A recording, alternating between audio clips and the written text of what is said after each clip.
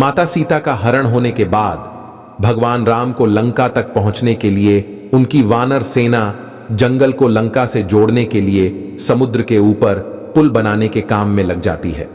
पुल बनाने के लिए पत्थर पर भगवान श्री राम का नाम लिखकर पूरी सेना समुद्र में पत्थर डालती है। भगवान राम का नाम लिखे जाने की वजह से पत्थर समुद्र में डूबने के बजाय तैरने लगते हैं। ये सब देखकर सभी वानर काफी खुश होते हैं और तेजी से पुल बनाने के लिए पत्थर समुद्र में डालने लगते हैं।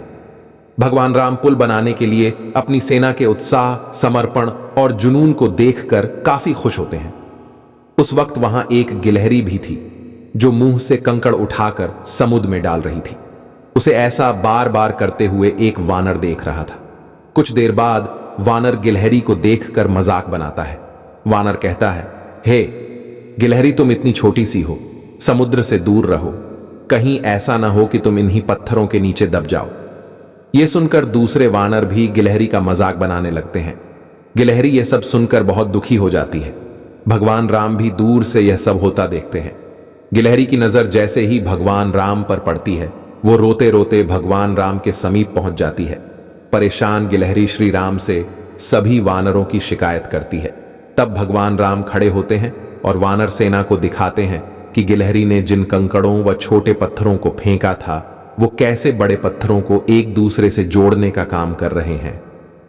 भगवान राम कहते हैं, अगर गिलहरी इन कंकड़ों को नहीं डालती तो तुम्हारे द्वारा फेंके गए सारे पत्थर इधर उधर बिखरे रहते। ये गिलहरी के द्वारा फेंके गए पत्थर ही हैं जो इन्हें आपस में जोड़े हुए हैं। पुल बनाने के लिए गिलहरी का योगदान भी वानर सेना के सदस्यों जैसा ही अमूल्य है। इतना सब कहकर भगवान राम बड़े ही प्यार से गिलहरी को अपने हाथों से उठाते हैं। फिर गिलहरी के कार्य की सराहना करते हुए श्री राम उसकी पीठ पर बड़े ही प्यार से हाथ फेरने लगते हैं। भगवान के हाथ फेरते ही गिलहरी के छोटे से शरीर पर उनकी उंगलियों के निशान बन जाते हैं।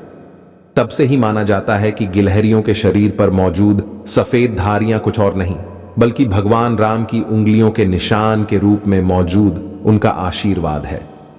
कहानी से सीख, दूसरों के कार्य का मजाक नहीं बना